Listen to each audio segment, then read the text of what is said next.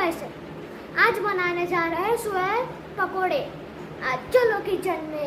આજના ઇન્ગ્રેડિયન્ટ જોઈ લઈએ. બેસન, સોયાવડી, ડુંગળી, મરચું અને લસણ અને આ આપણા રેગ્યુલર મસાલા છે. હવે આ બધી જે સામગ્રી છે આ આપણે મિક્સરમાં એડ કરી દઈશું. સૌથી પહેલાં સોયાબીન, પછી એડ કરી દઈશું ડુંગળી, મરચું, લસણ.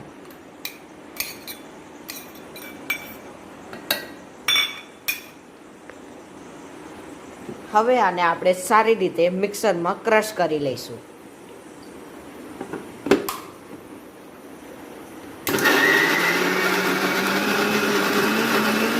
તો ગાઈસ, આપણું જે મિક્સર છે એ સારી રીતે ક્રશ થઈ ગયું છે. હવે આને આપણે બોલમાં ટ્રાન્સફર કરી દઈશું.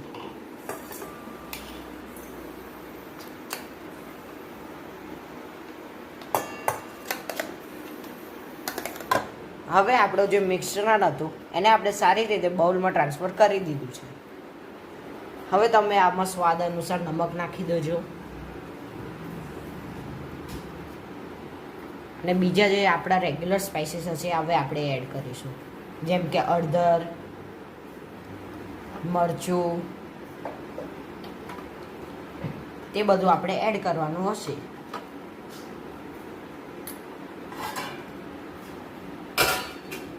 હવે આને આપણે સારી રીતે મિક્સ કરી લઈશું.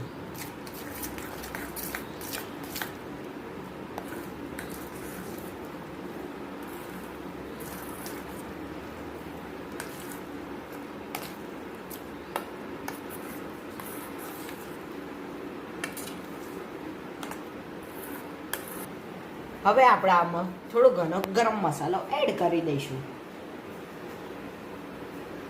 હવે આપણે આમાં જરૂર મુજબ બેસન એડ કરી દઈશું.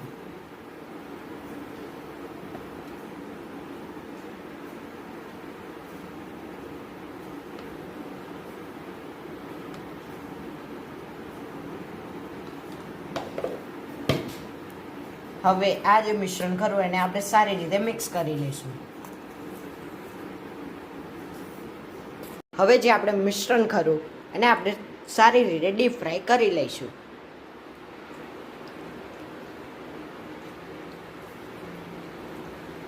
જસ્ટ થોડીક વારમાં જ આપણા સારા મજાના સોયાવડી પકોડા બનીને રેડી હશે. ગાઈસ, જે આપણા જે પકોડા છે એને આપણે મીડિયમ ફ્લેમ ઉપર તળી રહ્યા છીએ. જોઈ શકો છો આપણા સરસ મજાના પકોડા બનીને રેડી છે. આપણા પકોડા બનીને રેડી છે. હવે આને આપણે આપણી ડીશમાં ટ્રાન્સફર કરીશું.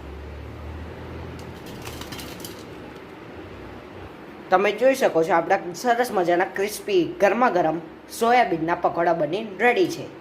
હવે આના ઉપર હવે આપણે થોડો ઘણો ચાટ મસાલો ભભરાવીશું.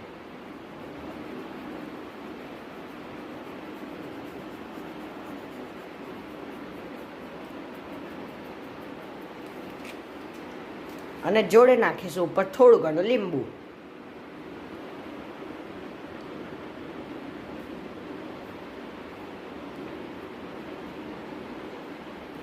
હંસભાઈ, જરા ટેસ્ટ કરીને બતાવો ને આપણા પકોડા કેવા બન્યા છે. चलो टेस्ट करिए।